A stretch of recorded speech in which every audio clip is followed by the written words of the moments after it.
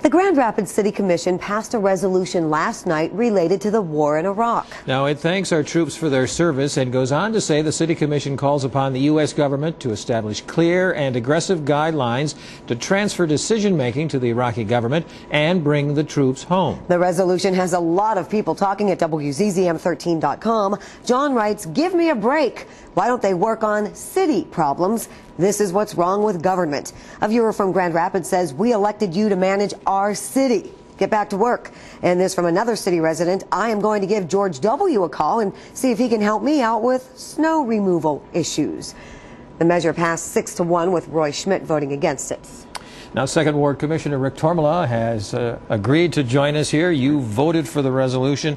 The response cannot be a surprise to you, really. And so why did you do it? Isn't it really just a meaningless gesture? Well, if it was meaningless, we wouldn't have done it. 47 years ago, the city of Grand Rapids took a position against the war in Vietnam in 1971, before a lot of people were talking about that. They did it because of the fiscal effect on the budget of the city of Grand Rapids. The same thing is happening now. I mean, that resolution is not a perfect document, but I think if people take a look at it, it'll see is we're not pretending to be members of Congress. We're not experts on foreign affairs. What we are experts on is how the city budget runs and the amount of money we need to run it. And basically, the United States government has not fully funded Homeland Security. Every time we have any kind of alert in Grand Rapids where we go from yellow to orange, our deficit goes in the red.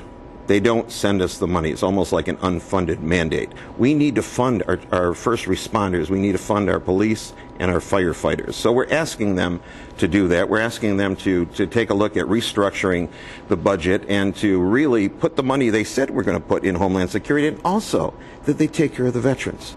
You've all seen the reports. The veteran programs are not fully funded. We think that they ought to be fully funded. And we're also saying to ourselves, we're establishing a policy where we're going to create a veterans preference program in 2 weeks. So when people come home, they'll be able to start businesses and do business with the city of Grand Rapids.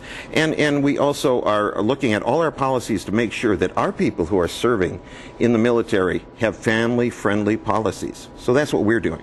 Well, we had over 50 comments on our website, Rick, and hopefully you clarified to them why you voted the way you did. City Commissioner Rick Tormala, thanks so much for being with us.